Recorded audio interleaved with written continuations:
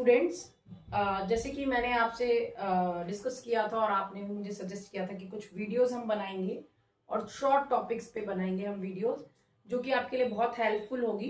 तो आज मैंने आपके लिए सॉल्ट चैप्टर में जो हमारा सबसे छोटा एक टॉपिक है उसको मैं क्लैरिफाई करूंगी आपको। तो आप इसको देखिएगा कि आप जैसे मेरे यहाँ देख रहे हैं बोर्ड पे मैंने कुछ सॉल्ट लिखे हैं। जब भी बेटा हम सॉल्ट की बात करते हैं तो सॉल्ट में बच्चे समझते हैं जो हमारा कॉमन सॉल्ट है NaCl जिसको हम बोलते हैं सोडियम क्लोराइड, उसी को वो सॉल्ट समझ लेते हैं। बट एक्चुअल में वो तो सॉल्ट है ही, वो तो कॉमन सॉल्ट है जिसे हम टेबल सॉल्ट भी कहते हैं। बट उसके अलावा ये जितने भी फॉर्मूलाज आप मेरे पीछे बोर्ड पे देख रहे हो, sodium chloride, calcium chloride, potassium chloride, these all are ammonium chloride salt. ये क्लोराइड फैमिली के सॉल्ट हैं, इन्हें हम क्लोराइड फैमिली का सॉल्ट कहते हैं। यहाँ आप देखो ये कैल्शियम कार्बोनेट, सोडियम कार्बोनेट, ये आपके कार्बोनेट फैमिली के सॉल्ट है। और यहाँ देखोगे आप सोडियम सल्फेट, एल्युमिनियम सल्फेट, ये सल्फेट फैमिली के सॉल्ट हैं। यहाँ पर आप देख रहे हो पोटेशियम नाइट्रेट, सोडियम नाइट्रेट, ये आपके नाइट्रेट फैमिली के सॉल्ट है। ऐसे ही आपके ये सॉल्ट की भी फैमिलीज होती है, chloride family, nitrate family, sulphate family, इनके ये सॉल्ट होते हैं जो आपको यहाँ पर फॉर्मूलाज नजर आ रहे हैं। ठीक है, अब एक क्वेश्चन आपका बोर्ड में आता है, बहुत ही छोटा 2 नंबर का क्वेश्चन आता है जो कि इंपॉर्टेंट है और हर बार आता है कि आपसे इस सॉल्ट का नेचर पूछा जाता है कि ये सॉल्ट बेटा एसिडिक नेचर का है, ये सॉल्ट एसिडिक नेचर का है, बेसिक नेचर का है या न्यूट्रल नेचर का है। तो ये आपके लिए एक क्वेश्चन पूछा जाता है। बहुत आसान क्वेश्चन होता है, अगर आप इसको थोड़ा सा समझ लोगे ध्यान से तो आपका ये बिल्कुल क्लैरिफाई हो जाएगा। तो इसको हम समझते हैं। मैंने ऐसे ही छोटे छोटे टॉपिक्स पे बहुत सारी वीडियोस लेनी है, तो यहाँ पर हमारा सिर्फ एक कंसेप्ट हम क्लियर करेंगे। देखो यहाँ पर मैंने आपको स्ट्रॉन्ग एसिड दे रखे हैं, ये आपके स्ट्रॉन्ग एसिड हैं, 3 मैंने जो बताए हुए हैं। बेसिकली स्ट्रॉन्ग एसिड कौन से एसिड होते हैं, इसको हम थोड़ा सा यहाँ से रब कर देते हैं। देखो स्ट्रॉन्ग एसिड बेटा हमारे पास होते हैं जो मिनरल एसिड होते हैं, वो स्ट्रॉन्ग होते हैं। मिनरल एसिड्स को हम स्ट्रॉन्ग एसिड कहते हैं। अब मिनरल एसिड कौन से एसिड हैं, जो जमीन से हमें मिले हैं, जो जमीन से निकाले जाते हैं, नेचर में एग्जिस्ट करते हैं। तो हमारे पास बेसिकली 2 तरीके के होते हैं, एक ऑर्गेनिक एसिड होता है और एक मिनरल एसिड होते हैं। ऑर्गेनिक एसिड तो वो होते हैं जिसमें आप एज अ इंग्रेडिएंट जो आप फूड आइटम्स में यूज करते हो जैसे आप देखते हो विनेगर हो गया, वो आपका सिट्रिक एसिड है। या आप देखते हो कि जो आपका लेमन में होता है आपका, तो सिट्रिक एसिड ही होगा लेमन में। टमाटो में ऑक्सैलिक एसिड हो गया। ये सारे आपके कैसे होते हैं, ऑर्गेनिक एसिड होते हैं जो कि वीक एसिड होते हैं। और मिनरल एसिड जो होते हैं वो स्ट्रॉन्ग एसिड होते हैं। लेकिन एज अ केमिस्ट्री में आपको बताया कि हर जगह एक्सेप्शनल केसेस होते हैं। तो ऐसे ही यहाँ पर कुछ मिनरल एसिड वीक भी होते हैं, जैसे इसे कहते हैं हम कार्बोनिक एसिड वीक है, सल्फरस एसिड वीक है, फॉस्फोरस एसिड वीक है। इनके फॉर्मूलाज मैंने लिखे हैं, आपको इनके नाम भी याद होने चाहिए। ठीक है, और स्ट्रॉन्ग एसिड की बात करें तो सल्फ्यूरिक एसिड, हाइड्रोक्लोरिक एसिड और नाइट्रिक एसिड। आप बस अगर ये 3 भी याद रख लेते हो ना बेटा तो आपके क्वेश्चंस हो जाएंगे। आपको सिर्फ ये 3 भी अगर याद रहते हैं जो आपके स्ट्रॉन्ग है, स्ट्रॉन्ग वाले में अगर आप 3 भी याद रखते हो तो आप इजीली कर पाओगे। और वीक वाले में अगर आप ये 2 भी याद रखते हो तो भी इजीली कर पाओगे। ठीक है, अब हम बात करें बेस की, तो स्ट्रॉन्ग बेस हमारे पास पोटेशियम हाइड्रोक्साइड। एक तो हमेशा याद रखना जो OH होता है वो बेस में आता है।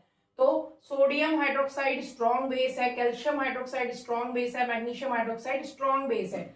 अगर इसको याद रखना है तो मैंने एक आपको रिएक्टिविटी सीरीज कराई थी, पोटेशियम, सोडियम, कैल्शियम, मैग्नीशियम, जिसको हम एक याद रखने का तरीका भी था कि केदारनाथ का माली आलू जरा फीका पकाता है।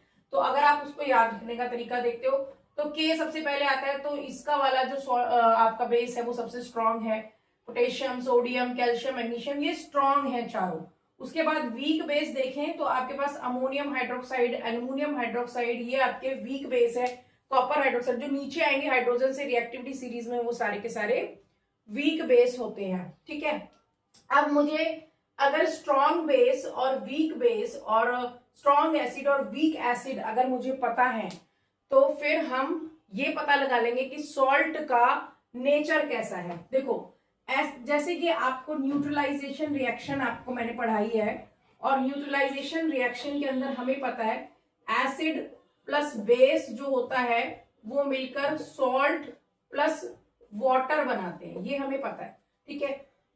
अगर मुझे इस सॉल्ट का नेचर पता करना है तो मुझे ये पता करना पड़ेगा ना ये कौन से एसिड और कौन से बेस से मिलकर बना हुआ है। बहुत आसान है, देखो जैसे अगर मैंने ले लिया, मान के चलो एग्जांपल के लिए सोडियम सल्फेट ले लिया मैंने, ये एसिड सॉरी ये सॉल्ट ले लिया। अब इसके पीछे क्या आ रहा है, SO4। अब आप ये देखो कि ये जो एसिड मैंने 3 स्ट्रॉन्ग बताए हैं, इसमें SO4 किसके पीछे, एक ही के पीछे तो है, किसके, सल्फ्यूरिक एसिड के। तो इसका मतलब इसमें एसिड कौन सा है, सल्फ्यूरिक एसिड है। प्लस अच्छा इसमें बेस देखें तो बेस बेटा यहां से देखो Na, तो Na का कौन सा बेस है, एक ही तो बेस है NaOH। तो इसका मतलब ये दोनों ही स्ट्रॉन्ग है। जब एसिड और बेस दोनों स्ट्रॉन्ग होते हैं तो सॉल्ट का नेचर कैसा हो जाता है, न्यूट्रल हो जाता है। तो अब ये सॉल्ट कैसे नेचर का हो गया, सॉल्ट आपका न्यूट्रल नेचर का हो गया, ठीक है। अच्छा एक और एग्जांपल देख लेते हैं, एक और एग्जांपल हम किसी और सॉल्ट का लेके देखते हैं। जैसे कि मान के चलो मैंने ले लिया आपके लिए अमोनियम क्लोराइड, ये सॉल्ट है, मुझे इसका नेचर बताना है। इसके पीछे देखो क्या आ रहा है, Cl कौन से स्ट्रॉन्ग एसिड में, ये रहा Cl, तो इसका मतलब इसमें HCl से बना हुआ है। अच्छा आगे देखो क्या है, अमोनिया। अगर मैं बेस में देखूं तो ये रहा मेरे पास बेस, तो अमोनियम हाइड्रोक्साइड इस बेस से बना है। बेस कैसा है, वीक है।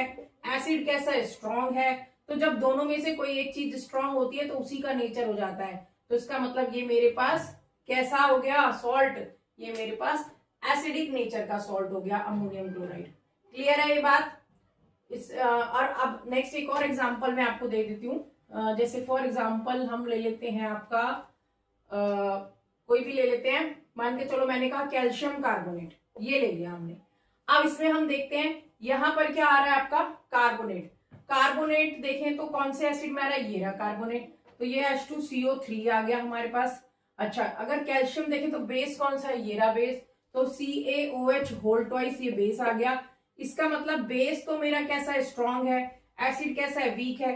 तो सॉल्ट का नेचर कैसा हो जाएगा, सॉल्ट का नेचर आपका बेसिक हो जाएगा। मतलब जो चीज स्ट्रॉन्ग होगी वैसा नेचर हो जाएगा। अगर दोनों चीज स्ट्रॉन्ग होंगी तो न्यूट्रल हो जाएगा, अगर दोनों चीज वीक होंगी तो भी न्यूट्रल रहेगा। इसके अलावा जो स्ट्रॉन्ग होगी वैसा नेचर हो जाएगा। एसिड स्ट्रॉन्ग होगा तो सॉल्ट एसिडिक नेचर का हो जाएगा, बेस स्ट्रॉन्ग होगा तो सॉल्ट बेसिक नेचर का होगा। होपफुली ये वाला कंसेप्ट आपको शायद क्लियर हो गया हो। एक बारी 2-3 और एग्जांपल देख लेते हैं। मैंने ले लिया KNO3 पोटेशियम नाइट्रेट, तो पोटेशियम नाइट्रेट में यहाँ नाइट्रेट आ रहा है NO3, देखो जरा सॉल्ट को इसमें आ गया HNO3 आ गया, तो इसका मतलब ये स्ट्रॉन्ग एसिड है। बेस देखो तो बेस के का कौन सा है, ये KOH। अच्छा ये भी स्ट्रॉन्ग है, बेस है, और ये भी स्ट्रॉन्ग एसिड है, तो इसका नेचर कैसा हो गया, न्यूट्रल हो गया। क्लियर है, ये आपको कंसेप्ट क्लियर हो गया होगा होपफुली। चलिए अब मैं आपको कुछ दे रही हूँ क्वेश्चंस जो आप खुद करेंगे अपने आप से, और मुझे इसका आंसर आप लिख के बताएंगे कमेंट में। तो ये आपका मैं देती हूँ एक आपको सोडियम नाइट्रेट, ये दूसरा मैं आपको देती हूँ एक पोटेशियम क्लोराइड, और तीसरा एक और मैं आपको देती हूँ पोटेशियम सल्फेट। ये आप 3 क्वेश्चंस करेंगे। होपफुली आपको ये कंसेप्ट समझ में आया होगा। मैं और भी ऐसे अब अच्छा एक और चीज आती है कि ये स्ट्रॉन्ग क्यों है, ये वीक क्यों है, ये वीक एसिड है, ये मिनरल है फिर भी वीक क्यों है। तो ये सब कंसेप्ट हम नेक्स्ट वीडियो में क्लियर करेंगे। होपफुली इतना आपको क्लियर हो गया होगा। Thank you so much. Again एक और वीडियो के साथ फिर मिलते हैं।